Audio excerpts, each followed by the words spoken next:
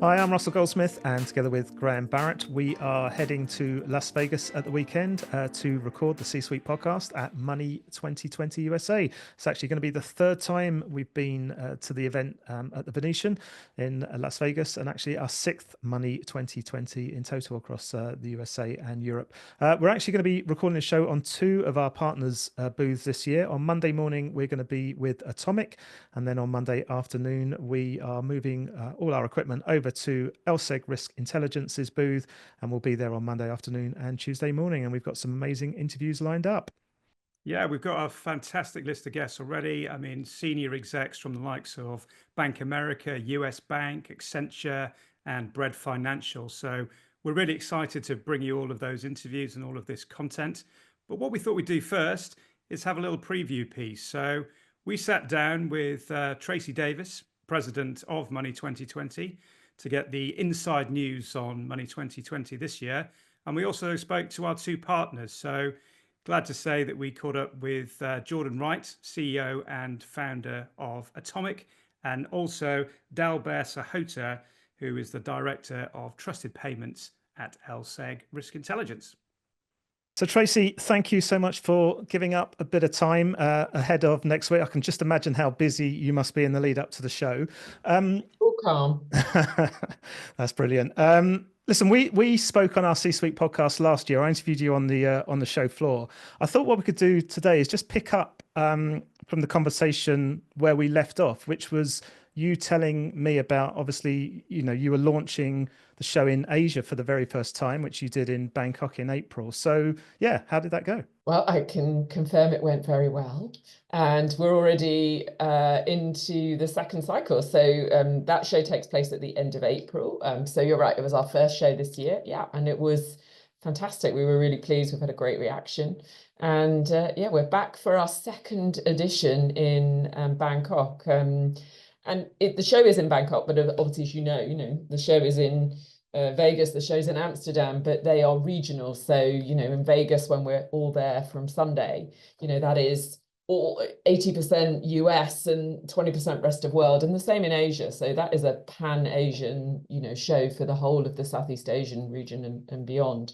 So it was really, really successful. And it was interesting because I'm sure we'll get into what are the big talking points and what are the big themes. And I think obviously April in Bangkok kicked off, I guess, the Money 2020 year. Then we went on to Amsterdam, and now here we are about to go to Vegas. And well, it's amazing how different the regions are, but how similar. Yeah, I can imagine. Some of the big talking points in Asia are very similar to what I think the talking points might be this weekend. Well, let's move on to that then. What do you see as those key trends and talking points that are going to be discussed next week? Well, I'm sure you've probably had a bet amongst yourselves that the word or the letters AI were going to come out somewhere along. Very much. I think there might be in Vegas a bit of a close rival, actually, because I think open banking has become a very big talking point in the US. And you will know, you're a regular, that Rohit Chopra announced open banking and the move to open banking in the US, he being the head of the CFPB. Announced that on a stage in Vegas in 22. And this Sunday night, on our opening day, on Sunday Night Live, he will be on stage updating the world on open banking in the US. And indeed, they made announcements in the US yesterday about the rollout now of open banking and the role of how they're going to do that. And so really delightful that he's then on our stage talking to the industry on Sunday night. So I think there is a very, very close competition of, is it going to be about Gen AI or open banking? I think they're going to be the really big two industry talking points. Of course, cross-border, the role of regulation. I think there's going to be a lot of talk about IPO and the return and the positivity coming from some of that. But I think it's going to be hard to beat the two big topics of open banking. Is there anything that you're particularly excited about? That is such a hard question. If you saw my briefing note pack for Vegas, it is massive. I think I always love Sunday Night Live. I think that really, opens up sets up, if you like, the 3 days. So I think particularly some of the speakers we've got on AI, I think are really standout. So if you think that we've got Sarah Fryer from OpenAI, she's the CFO. You've got Daniela Amodi from Anthropic, plus you've got NVIDIA, all talking, not all on Sunday, but across Sunday and Monday. I think we've just got some of the biggest names. But we're also releasing a report that we've co-created with our friends at A-Crew. So we've got a report coming out about a sort of benchmarking of adoption of AI in financial services. We're going to release that Monday morning to the press. We do an exclusive press breakfast, and then that will be on general release. But I think I'm looking forward to that. And I'm looking forward to the conversation about AI. We're using the term from hype to reality. I think it's a bit like blockchain may have been, you know, like 3, 4, 5 years ago, where we really moved on from what is this to what is it going to do? And I think it's the coming of age moment where you've really got organizations talking about what they're doing rather than the hype. So from hype to reality, I think it's going to be good to see that on AI. But look, there's always, it's hard to pick. But I'm going to go with that as a starting point of my excitement. How about that? Just out of interest, when you're putting that agenda together and you're talking about like AI being the, you know, the big topic, and you guys are always, you know, it's pretty much, it is a guarantee that you're always going to get the big hitters, you know, on your stages at the shows. But how do you go about pulling that agenda together? Is your team looking for that, or do you take feedback from what people want to hear, you know, who people want to hear from? How do you pull that agenda together? It's a really good question. You know that I have a lot of industry experts on my team, Stevers, Tech, etc., who understand the industry very well. So that's always an important starting point. These are not non-industry people, so they have a great understanding of what the industry wants and what the talking points are. But then we also call for applications. You know, we get thousands of applications. So then we can also pick up themes. So one of the things that we saw this year is, I'm going to tell you that 1 in 5 applications to speak was around the topic of AI. I mean, you know, I'm sure I could get the data point, but I'm going to tell you it was in single figures the year before. So some of that stuff sort of bubbles up. You're like, wow, okay, this is coming through. And that's what I mean about from hype to reality, really. We started to really see that. And then we do a lot of research calls. So we're constantly talking to the market. And a combination of those 3 things, plus you've got to add in announcements, because obviously, you know, there's going to be lots of announcements on the stages. I can tell you that. I can't tell you what they are because obviously they're saved up, but I can tell you there's going to be some big announcements. So a combination of all of that, and then there's somewhere in the region of, I don't know, 350, 400 speakers. Somehow that jigsaw puzzle falls into place, and we have a dynamite program. Great. And aside from AI, what do you think's changed in the last year since we spoke within the fintech industry? I definitely think the industry is more confident about the outlook, and we know there's been some headwinds around funding. I think that has stabilized. The fact that we're talking about IPO, we've got Lynn Martin, who's the president of the New York Stock Exchange, talking on Sunday about the macroeconomic and more buzz around IPO. So I think that is definitely different. I mean, the growth outlook remains incredibly strong for this industry across banking and fintech. So I do think there is a lot more positivity as we go into 25, maybe compared to where we were, say, in 23. But I think a lot of stuff is just, you know, it continues to, I mean, open banking's obviously moved on incredibly in the past 48 hours with the announcements. But I think there is you know, we're seeing a lot of optimism and confidence, I'd say, compared to 12 months ago, which is exciting. I think there is a real feeling on that. And I think the return of the IPO is an interesting talking point, which kind of tells that story, right? And obviously show opens on Sunday, runs through till Wednesday. Is it too late for someone to get a ticket, or can they still get through the door? You can get through the door.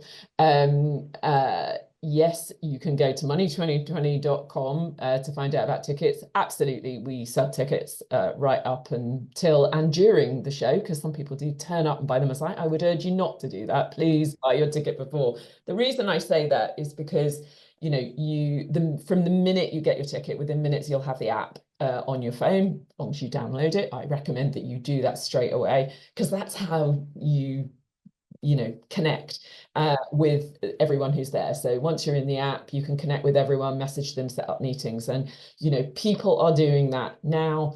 They'll be doing it all through the weekend. They'll be doing it into next week. So what I would urge is don't think, if I, there's no point because it's too late. It is never too late. I can tell you at money2020.com to join the fun. Excellent. Well, listen, we are very excited to be back there. This will be our third time in Vegas, our sixth Money 2020 that we've recorded the show Thank you. No, it's an absolute pleasure. And I know that you, Scarlett, and the rest of the team will absolutely smash it. So you probably don't need this, but best of luck for next week. We'll take it anyway, if that's okay. we love a bit of lady luck with deep planning and all the rest of it, but we'll always take a bit of lady. No, I'm sure it's going to be absolutely great. So yeah, look forward to seeing you in Vegas next week. See you in Vegas, as they say. Jordan, it's great to see you. And what are we? We're less than a week now away from Money 2020, another Money 2020 event. It's going to be lots of excitement in the build up to it. What do you see as the main talking points of this year's event? AI is certainly going to be front and center. I think that, we see a lot of this, there's going to be a lot of conversations around what is the future of it and what is it doing right now. And I think that actually the future is now when it comes to a bunch of what we're already discussing. So for example, I think we'll see plenty of products that are leveraging AI to automate a consumer's finances as an example, which is something that we've been talking about for over a decade. I think those products are actually finally coming to market now, which is very exciting.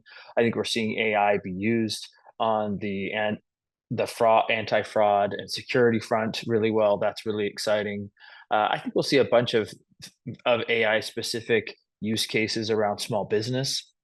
I know of several really neat companies in that space right now. So obviously AI is going to be a huge talking point. I think that also we've been hearing a lot about the move from bill pay to bill management. And so, bill pay has traditionally been a sticky product for banks. It's been an excellent product for banks to be able to maintain a stickiness with their customers. But over the last 20 years, bill pay has declined in usage. Consumers are going direct to merchant. So now there are opportunities for people to vendors to step into that void, products to step in that void. What bill pay was providing, stickiness and an easy way for customers to pay, and provide a new next gen sort of technology and opportunity to be able to come in for a consumer and say, I'm going to actually help you manage your spend. I'm going to help you with spend optimization. I'm going to do all these things for you from a consumer standpoint. Once you connect your merchants, then I can go and do things on your behalf. I think those are things that we'll hear. Probably the last one is obviously 1033 dropped the other day. Atomic actually put out a GPT specifically trained on 1033 so that our customers can have an easier time navigating that 594 page document or something like that. And so I think that's another trend that we're going to see. I think it's April 2026. The first large financial institutions have to comply with that, and I think they're going to have to get started pretty quickly. So those are a few thoughts. Yeah, I think you're right. I mean, 1033. I noticed there's a session on Sunday around that, so it's going to be interesting to see what comes out of that talk. And yeah, I completely agree about the AI side of things. We were at the events in Amsterdam, the Money 2020 Europe earlier this year. Human by machine was a big talking point there. And I know that's going to extend into the event in Las Vegas. So yeah, I completely agree. Lots to look forward to there. From an Atomic perspective now, what are you hoping to achieve from this year's show? Money 2020 is always magical for us because on the one hand, we get all of our customers in one place. And so, or many of them, right? And so we get an opportunity to connect with so many of them in a short period of time. And so one of the things I love that Money 2020 does for me is it gives me an opportunity to refine my pitch and to learn from customers in such a rapid fire and quick way that unlike any other conference that I've been to. And I really appreciate that. The other opportunity it gives you is to have a fun time with customers and prospects, right? And build relationships. Every year, the person that runs marketing at Atomic for us, her name's Kaylee. She puts on this incredible supper club, this dinner event with some of our clients. It's become a really nice event for our clients to spend time with us and a few of our partners to come in and work together to create a great event for people. So I would say those are some of the things I look forward to in Money 2020 every year. Vegas is not my favorite place in the world, but I tend to say if I can isolate myself to this section of Vegas, and I can have a very good time with the clients and prospects that I get to spend time with there. Yeah, that's interesting what you said about your pitch there. I mean, do you find that you're kind of refining your pitch as you go along? Because obviously it's about telling people what you do, but it's about listening as well, isn't it? Listening what's going on in the market. Absolutely. When we talk about pitching, people talk about what you're saying.